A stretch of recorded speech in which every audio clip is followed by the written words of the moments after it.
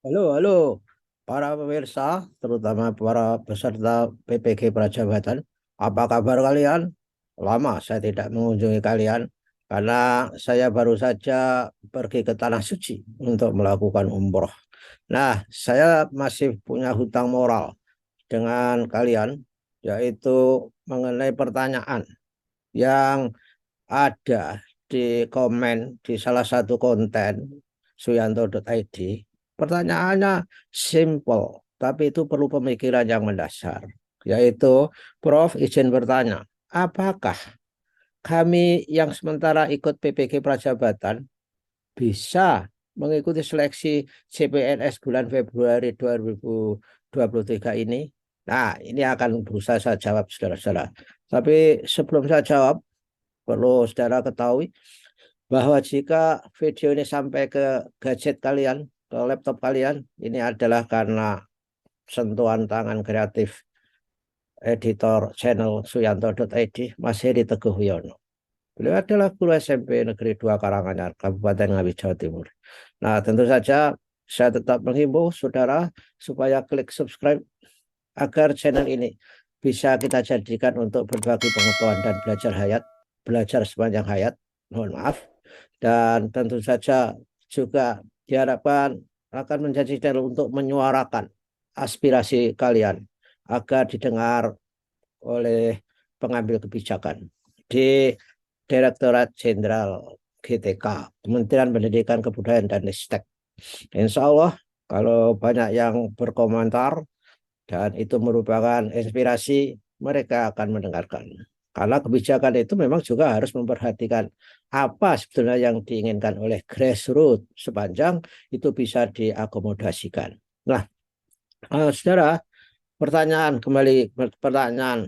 salah satu teman kalian, yaitu apakah kita bisa mendaftar eh, CPNS di bulan Februari, sedangkan kalian sedang mengambil program pemerintah yang disebutnya dengan eh, PPG Prajabatan. Nah, ini pertanyaannya, jawabnya itu ada dua hal yang perlu saya klarifikasi. Yang pertama, yang saudara maksudkan CPNS itu CPNS yang mana? CPNS guru atau non guru? Nah, itu. Yang kedua, ketika saudara mengikuti PPG Prajabatan ini, adakah kontrak perjanjian dengan kementerian bahwa saudara setelah diberi beasiswa, diberi biaya untuk pendidikan itu, tidak begitu saja boleh meninggalkan atau bebas. Tentu saja, mari kita uh, kupas persoalan yang pertama, CPNS, ASN, ASN dalam skema CPNS, pegawai negeri sipil. Nah, tentu saja pertanyaan itu yang tadi saya masih juga bertanya kepada yang bertanya, apakah CPNS guru atau non guru? Kalau non guru maupun guru ini beda. Kalau CPNS non guru tentu saja bisa saudara melakukan mendaftar untuk menjadi calon CPNS, tetapi saudara perlu ingat bahwa ketika pemerintah membiayai saudara, itu kontraknya seperti apa, ijab kabulnya seperti apa. Apakah saudara bebas nggak terikat? Apakah terikat? Bayangan saya saudara adalah terikat. Karena pemerintah itu bukan lembaga infak, sodakoh misalkan saja. Karena semua uang itu adalah hasil dari pajak yang dibayar oleh rakyat dan harus dipertanggungjawabkan. Kalau secara terikat kontrak, jawabnya tentu no. Either CPNS non guru maupun guru. Nah, oleh karena itu saudara harus kaji ulang sebelum saudara mendaftar. Daripada misalnya saudara sudah mendaftar, capek-capek, toh akhirnya tidak bisa. Karena data saudara kan sudah ada di data-data di kementerian, di Direktorat Jenderal, di Dapodik saya kira. Itu segalanya ada di sana. Apalagi yang namanya NIK, nomor induk kependudukan itu klik satu saja sudah muncul berbagai data di dalamnya. Nah, yang kedua, kalau CPNS atau ASN CPNS yang kalian maksudkan adalah guru, tentu saja kalau saudara belum selesai PBG Prajabatan tidak bisa. Karena guru ke depan itu harus profesional. Sehingga syarat utama CPNS guru harus punya sertifikat profesi.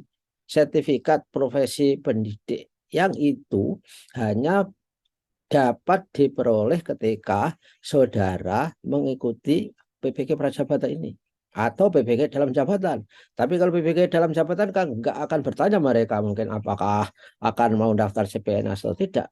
Tapi bagi saudara yang sedang mengikuti proses pendidikan PBG Prajabatan, memang saya kira masuk akal kalau saudara bertanya begitu. Masuk akal, tetapi harus dilihat kondisinya. Ya, jadi kalau saudara mendaftar CPNS guru, tentu saja tidak bisa. Tidak bisa karena persyaratan. Pertama, harus persyaratannya saudara harus melalui 2 persoalan. Yang pertama persyaratannya kalau CPNS guru itu harus memiliki sertifikat pendidik. Karena tidak boleh ke depan kita menerima guru tanpa ada sertifikat pendidik, sertifikat profesi pendidik. Yang kedua, bahwa kalau saudara mempunyai niat mendaftar CPNS guru, toh sekali lagi persyaratan apakah saudara dibebaskan untuk daftar kemana saja calon pegawai negeri ketika saudara sudah dibiayai oleh pemerintah sebesar adalah biaya pendidikan yang telah dikeluarkan oleh pemerintah. Tentu saja ini bagi pemerintah merupakan investasi, bukan cuma-cuma, bukan infak, dan juga bukan sedekah tentunya. Saya beranggapan tentu saja saudara diikat oleh kontrak. Tapi kalau tidak kontrak, andai kata saudara diperbolehkan daftar CPNS dalam format apapun, luar biasa. Berarti saudara merupakan orang yang memiliki keberuntungan. Tapi sekali lagi, saudara harus cermat. Apakah saudara diikat kontrak atau tidak.